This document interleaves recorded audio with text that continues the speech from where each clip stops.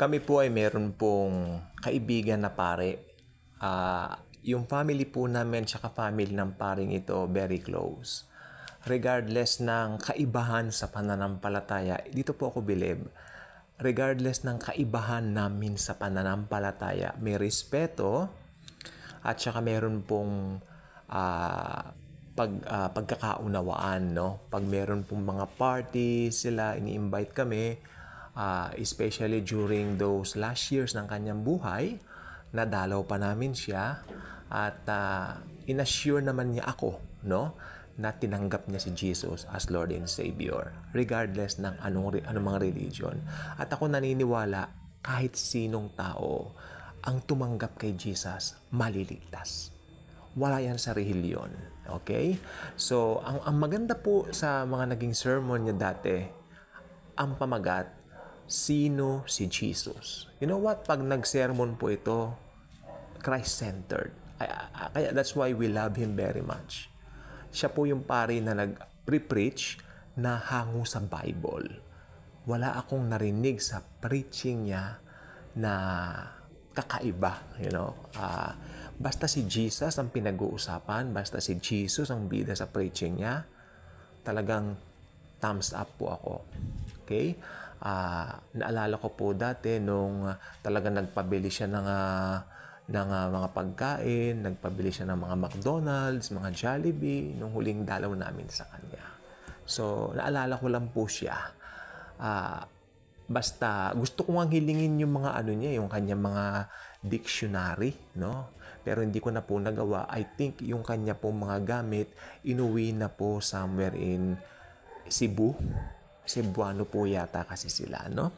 So, ang gusto ko pong sabihin dito is this. Sino si Jesus? Kahit sino ka pa, kahit ano ang relihiyon mo, basta tumpak ang sagot mo dun sa tanong na, sino si Jesus? Maliligtas ka. Ano ba ang sagot doon? Sino si Jesus? Isa lang po ang sagot. He is the Son of God who came down on earth to save us. Okay? Walang ibang kaligtasan maliban kay Jesus. Okay? At ang priest po ito na amin pong family friend, bitin ang kanyang, yung hulihan ng kanyang preaching, bitin. Ganito. Sino si Jesus? And then, tapos na. Iniiwan niyang patanong. Alam po ba ninyo kung bakit patanong? Kasi napakahalaga ng tanong na yan. Sino si Jesus? Sapat na ba yung nakakapanood ka ng mga Jesus of Nazareth, The Passion of the Christ, which is ang gagandang pelikula? Hanggang doon na lang po ba tayo? Kababaw. Mas maganda yung sino si Jesus. Alam natin kung saan natin titignan sa Bible. Itong paring ito, ang gaganda ng kanyang mga encyclopedias. Okay? Evangelical encyclopedias po yan, ha? Hindi po Catholic encyclopedias yon. Evangelical encyclopedias. Marami pong alam sa Bible ang paring yan. Matalino yan. Okay? We are very proud sa kanya dahil siya ay talagang nagmamahal sa Panginoong Jesus. Si Jesus lang itinataas niya, wala nang iba. Okay? At alam po ninyo, kung ang isang nangangaral ng salita ng Diyos ay Jesus-centered, magkakaroon ito ng impact sa buhay ng mga tao. Kasi ang tanong, sino si Jesus? He is the Lamb of God who takes away the sins of the world. Alam niyo sabi ni John the Baptist, bago lumabas sa scene si Jesus, okay, bago pumunta sa eksena si Jesus doon sa Israel, no, sa mga Hudyo, ang una munang lumabas, yung naghahanda ng kanyang way o ng daan niya, si John the Baptist. Siya po ay nagbabautismo ng mga tao. Repent of your sins, blah, blah, blah, chu-chu-chu, ganon-ganon, no? Until dumating ang perfect, perfect Lamb of God, ang Diyos Anak, ang God of gods, ang God of the universe, si Jesus. He's the Savior of the world. Una, siya ang Lamb, siya ang Savior. Pangatlo, He is God the Son. Meron tayong God the Father, meron tayong God the Holy Spirit, at meron tayong God the Son. Our God is 3 in 1. Yan. 3 divine persons na magkakahiwalay, na? Pero iisa ang pagka-Diyos. Iisa ang nature nila. Walang mataas, walang mababa, walang gitna. Pantay-pantay. Okay? Ano pa? Sino si Jesus? Siya ang katuparan ng hula. The fulfillment of the Old Testament. Ang Panginoong Jesus. Therefore, siya ang ating rest. R-E-S-T. Siya ang ating Sabbath. Kaya, regardless ng mga natutunan natin dati, uy, linggo na, magsimba ka. Hindi po ganun yon. Jesus is our Sabbath. Walang particular day. Okay? Kung kailan nyo gusto magpulong o mag-usap tungkol kay Jesus, okay lang. Kung kaya nyo magpulong ng gabi, okay lang. Pero mapupuyat kayo, di umaga na lang, di ba? Wala yan sa ano.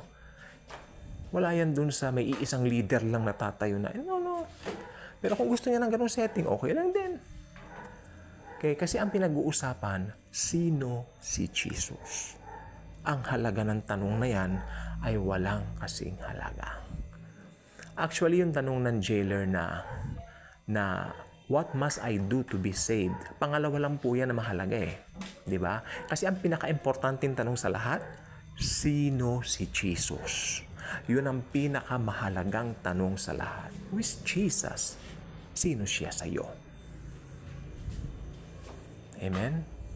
Binago ba niya ang buhay mo?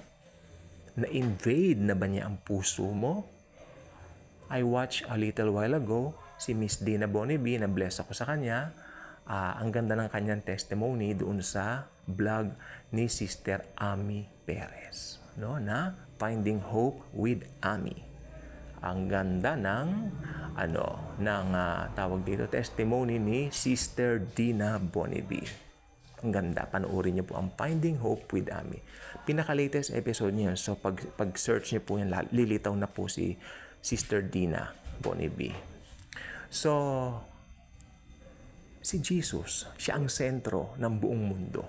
Akala ng iba, si Jesus ang sentro ng Christianity. No, si Jesus ang sentro ng buong mundo. Tanggapin man nila siya o i-reject man nila siya, siya pa rin ang sentro ng buong mundo. Wala silang magagawa dyan. Si Jesus ay Diyos ng mga Diyos. God of gods. Sa ayaw at sa gusto ninyo, haharap tayong lahat kay Jesus. Dahil yan ang nakatala sa Bible. Okay? We will meet Him face to face pagdating ng araw na yon. Araw na itinakda niya, which is malapit na. Kaya ngayon, yung tanong na sino si Jesus, ito ay pakawalan natin sa lahat ng areas ng buong daigdig. Who is Jesus?